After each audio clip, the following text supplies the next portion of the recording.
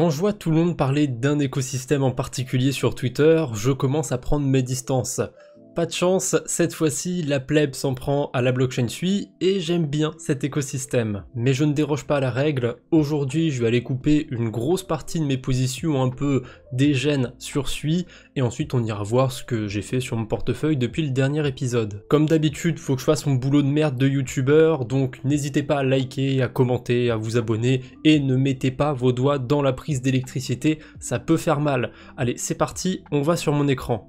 Comme j'ai dit dans l'intro, on commence par la blockchain Sui, j'ai quelques meme coins qu'il me reste de ce côté-là, et ce que je vais faire c'est simple, je vais vendre tout ce que j'ai, sauf un petit peu de blob, c'est le coin que j'ai acheté et qui a le plus performé, donc voilà, juste pour la culture, pour la science, j'ai envie d'en garder une petite partie, je sais pas exactement combien j'en garder, on verra, je vais faire ça au feeling, en tout cas voilà, tout cela là, le FUD, le Suicune, le Sakabam, ça je sais même pas ce que c'est, j'ai reçu dans mon portefeuille, voilà, je vais vendre tout ça, donc, tiens ça d'ailleurs ça va me servir, généralement quand j'ai des petits airdrops comme ça, il y en a eu beaucoup sur Base, quand j'avais des petits airdrops de quelques tokens à la con, je les convertissais en Ether, histoire de me rembourser un petit peu mes frais de transaction.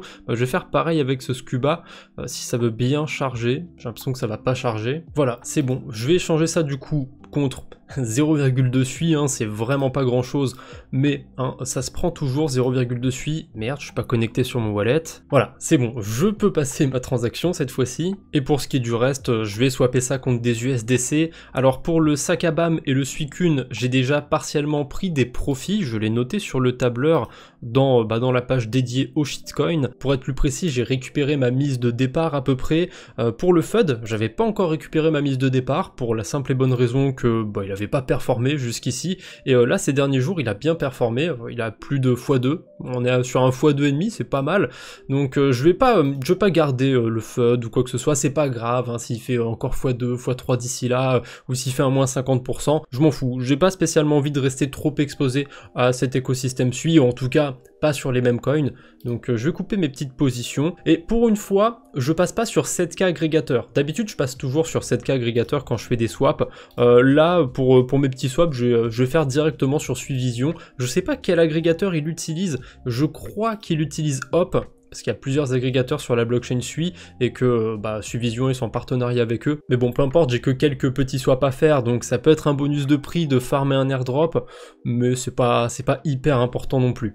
Pour bien séparer combien d'USDC je récupère sur chaque meme coin, à chaque fois, c'est pas optimal, ça me fait dépenser un peu plus de frais de transaction, mais c'est pas grave, j'ai eu le meme coin qui m'a servi à ça, qui m'a servi à récupérer un peu de Sui, donc à chaque fois que je vais dumper un meme coin, je vais aller directement déposer les USDC sur Suiland, comme ça c'est plus simple pour moi pour m'y retrouver et pour noter mes plus-values. Parce que je le montre pas trop dans ces derniers épisodes, mais je note bien mes plus-values et je fais toujours correctement mon suivi de portefeuille, enfin correctement, avec des guillemets, puisque je me suis rendu compte il y a pas si longtemps que j'avais oublié pas mal d'USDC sur mon suivi. Mais ça, c'est une autre histoire. Donc je perds pas de temps, je passe ma petite transaction et je vais faire les autres meme coins de mon côté. Pour celui-là, je vais tout vous montrer hein, quand je fais les swaps, quand je vais ajouter sur mon tableur.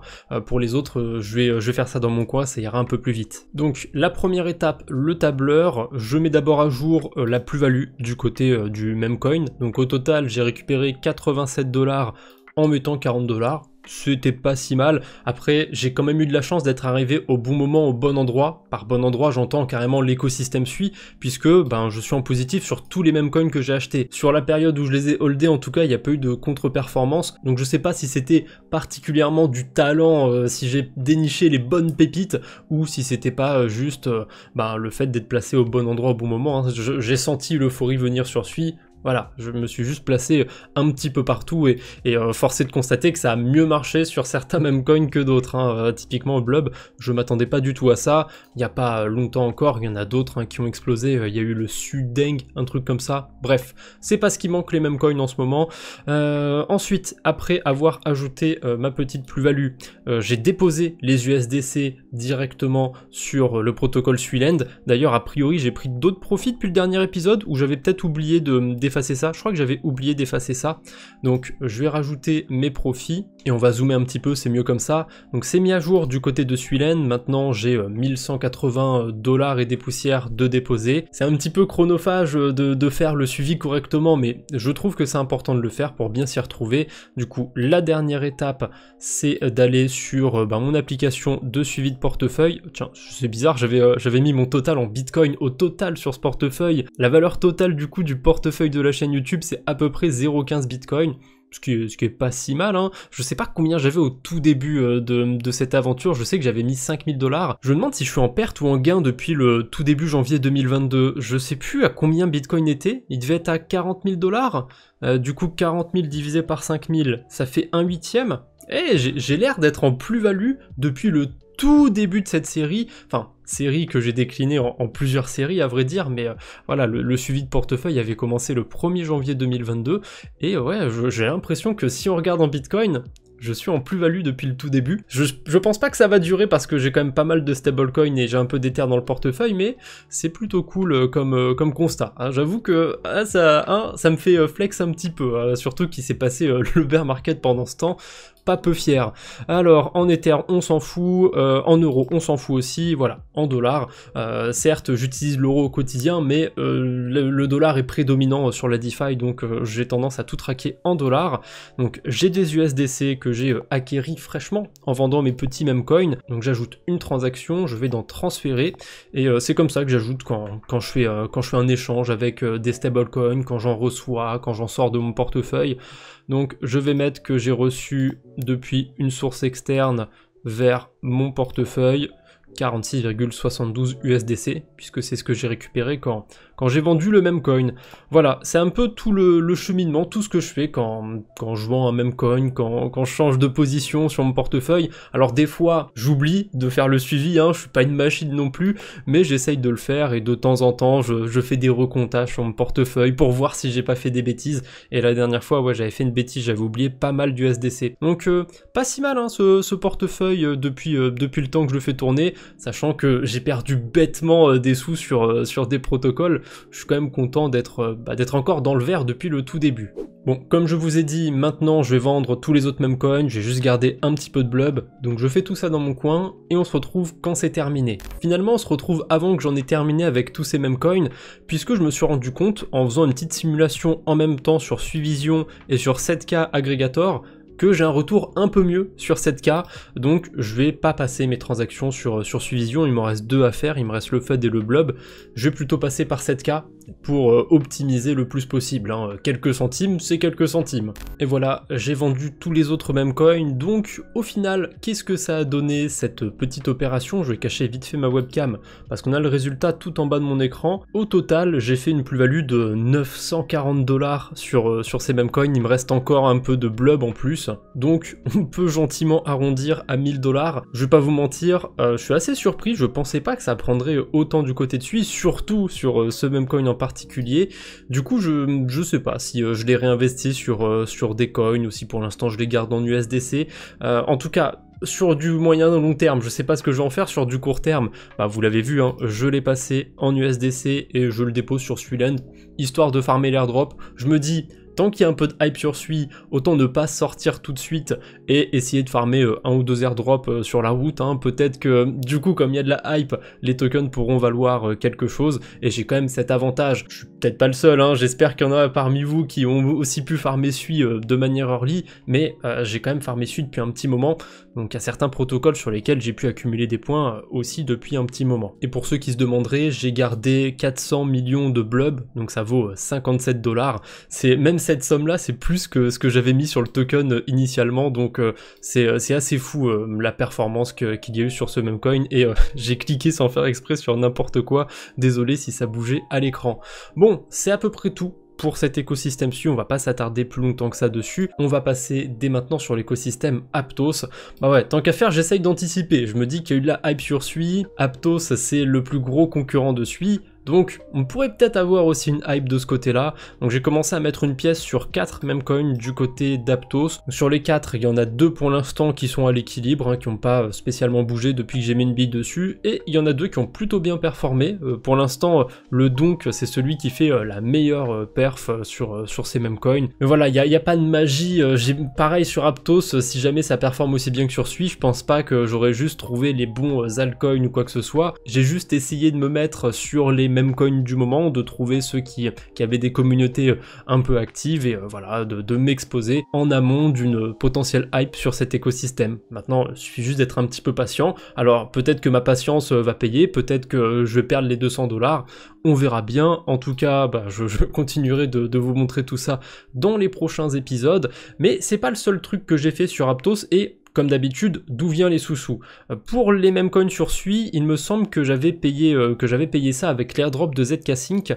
Cette fois-ci, je me suis servi des USDC qui m'avaient servi à farmer Taiko. Alors, je crois qu'il n'y a toujours pas de nouvelles d'ailleurs par rapport à cette saison 1 qu'il y avait sur la blockchain Taiko, mais j'avais fait un petit move opportuniste, j'avais été farmer quelques points là-bas, donc on verra si j'ai quelque chose à récupérer sur Taiko. Pour l'instant, ça n'a pas l'air d'être le cas, et comme mes liquidités, elles travaillaient plus vraiment, il n'y avait plus vraiment d'intérêt sur cette pool, j'ai décidé de les sortir, donc j'ai pris 200$ pour les mettre sur les mêmes coins, et le reste je l'ai déposé pour l'instant sur Superposition sur Aptos.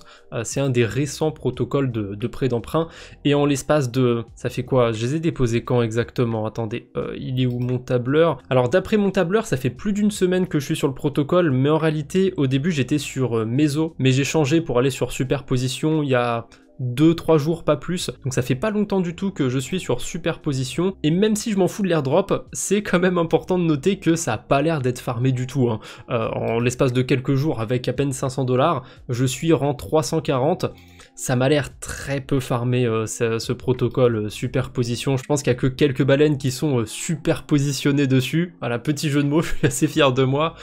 Pour l'instant, ça paye autour de 16% sur de l'USDC. C'était même à plus de 20% il n'y a pas si longtemps. Donc je m'attends à ce que le rendement se tasse, qu'il aille plus vers les 10-12% comme sur les autres protocoles de prêt d'emprunt sur Aptos. Et en parlant d'autres protocoles, hein, vous l'avez vu, hein, si vous avez l'œil, j'ai des liquidités sur d'autres protocoles sur Aptos. Mais avant ça, il faut qu'on parle de ma stratégie sur la blockchain Optimism, parce que ça a beaucoup changé. Dans le 4e épisode, si je dis pas de bêtises, ou le 5e, j'avais fait une stratégie un petit peu atypique. J'ai déposé des bitcoins sur un protocole de prêt d'emprunt qui est relativement nouveau, qui s'appelle Let's Get High, et j'ai fait une stratégie un petit peu culottée, on pourrait dire, hein. J'ai parié à la hausse sur Ether et Bitcoin, avec les stablecoins que j'avais empruntés. Je savais ce que je faisais, vous en faites pas pour moi, et pour le coup j'ai eu beaucoup de chance parce que je suis sorti récemment de ce long, hein. Je me suis dit que Ether, Bitcoin, ils avaient bien monté, que j'avais bien profité. Je vais vous le spoiler tout de suite, hein. J'ai gagné à peu près 90$ je crois sur cette stratégie, et j'ai eu de la chance puisque je suis sorti exactement le 30 septembre, tard le soir, hein, donc quasiment le 1er octobre, et si on regarde sur le graphique, alors j'ai CoinGecko qui est pas très loin, c'était pas non plus 2 minutes avant que ça dump, hein, mais c'était par là que j'ai coupé ma position. Ça avait déjà un petit peu baissé, je sais pas si inconsciemment c'est ça qui m'a fait sortir de la position, mais vraiment le 30 septembre au soir je me suis dit tiens, j'irais bien couper ma position, et vraiment c'est bête, hein, mais j'ai été le faire, et je m'estime plutôt chanceux. Je suis plutôt content d'être sorti à ce moment-là. Je n'exclus pas le fait de repartir sur une stratégie comme ça, où je vais reparier à la hausse sur Bitcoin, sur Ether. J'estime pas être un trader non plus, mais je vois vraiment ça comme une manière d'accélérer le yield sur des stablecoins. Typiquement, voilà, je vous ai dit, avec cette stratégie, j'ai accumulé 90$ de plus. Pour l'instant, je suis qu'en USDC. Voilà, quand je sentirai que le marché sera un petit peu plus calme, que ce sera redescendu à des prix plus convenables, peut-être que c'est déjà convenable, hein, à vrai dire, eh bien à ce moment-là, j'hésiterai pas à reparier à la hausse. D'ailleurs, c'est drôle de voir qu'Ether est revenu aux 2300$. Au moment où j'ai fait mon pari à la hausse, Bitcoin il était à 54 000. pour l'instant, Bitcoin, il est autour de 60 000 et Ether, il est revenu au prix de départ. Donc, encore une fois, on voit qu'Ether se fait un peu malmener hein, face à Bitcoin. C'est assez fou. Donc, tout ça, on en a parlé. Bien évidemment, les Bitcoins, j'allais pas les laisser dormir sur mon portefeuille, hein, vous me connaissez. Du coup, j'ai été les déposer sur un autre protocole, sur Silo Finance. Et j'ai emprunté cette fois-ci, pas des stablecoins, mais de l'Ethereum par-dessus, pour pouvoir aller faire des carabistouilles sur la blockchain Aptos. Voilà, c'est ça les dernières transactions, c'est les tokens que j'ai empruntés sur Silo. Oui, j'ai fait un truc très dégène. J'ai emprunté des Ethereum, du coup, sur Silo, que j'ai bridgé sur une autre blockchain déjà. Là, je change d'écosystème, c'est un poil dégène. Et en plus, qu'est-ce que je fais par-dessus ça? Ceux qui sont débutants, je suis sûr que vous avez un peu de mal à suivre, mais bon, hein, désolé, c'est comme ça. J'emprunte par-dessus les Ethers que j'ai déjà empruntés. Donc c'est pour ça aussi que sur le tableur, j'ai noté emprunt avec un petit exposant 2. Voilà, c'est parce que c'est un emprunt au carré. J'ai emprunté par-dessus un emprunt. Je me suis dit que j'avais largement la place pour faire un petit peu de levier, entre guillemets, sur cet écosystème Aptos, puisqu'on a des protocoles qui donnent des rendements qui sont plutôt sympathiques. Hein. Les USDC que j'ai empruntés au carré, j'ai été les déposer sur Joule Finance. Voilà, on a plus de 10% sur des stablecoins. Tous les protocoles de lending sur Aptos, ils ont leur petit système à points, donc il y a des airdrops à farmer en plus, mais je vous l'ai dit tout à l'heure, ça m'intéresse pas particulièrement. C'est un bonus, hein, si ça tombe, j'irai dumper les tokens, c'est cool. Mais pour l'instant, même sans ces airdrops, je serais venu sur Aptos, puisque voilà, je suis payé 21% à déposer de l'Ether. C'est vraiment pas mal, hein, 21% dans le token Aptos en plus. Si ce dernier s'apprécie, c'est tout bénef. Voilà, c'est à peu près tout pour la blockchain Aptos, et il me restait aussi quelques tokens dans mon portefeuille que j'ai accumulé, hein. C'est vraiment que des rewards que j'ai fait, les 40 Aptos, et pour l'instant, je voulais faire de l'arbitrage, mais il est pas intéressant, donc je les mets sur superposition pour farmer des points, et pour avoir un petit peu de yield, et dès que l'arbitrage sera intéressant sur le token Aptos, j'irai faire de l'arbitrage. Avant de vous quitter, un dernier petit truc, j'en parle pas trop, mais j'ai mis 150 $ sur Polymarket. Force est de constater que pour l'instant, faire l'inverse de tous les paris que j'ai fait, c'était plutôt rentable. Bon, on verra bien. Les sous que j'ai mis sur Polymarket, c'est vraiment des sous que je peux me permettre de perdre, hein. Je m'en fous un peu de ces 150 $. C'est pas une grosse partie du portefeuille, mais je fais pas ça sans intérêt. Quand on farm sur la DeFi, faut savoir que on n'est jamais honnête à 100%. On a toujours une idée derrière la tête. Alors, je parle vis-à-vis des protocoles. Vis-à-vis des gens, j'essaye d'être honnête quand même, mais vis-à-vis des protocoles, je suis jamais honnête. Ouais, Polymarket, c'est sympathique, on va aller faire des paris parce que c'est rigolo. Non, on va aller faire des paris parce qu'il y a un airdrop à farmer. Mais oui, ils ont levé pas mal de sous, hein. On parle en dizaines de millions de dollars. Donc Polymarket, je pense que c'est intéressant à farmer. C'est pour ça que je m'amuse à faire ces petits paris de ce côté-là. Bon, c'est encore mieux, hein, si je peux faire des paris et récupérer quelques sous-sous. Pour l'instant, j'ai fait des paris et j'ai perdu quelques sous-sous.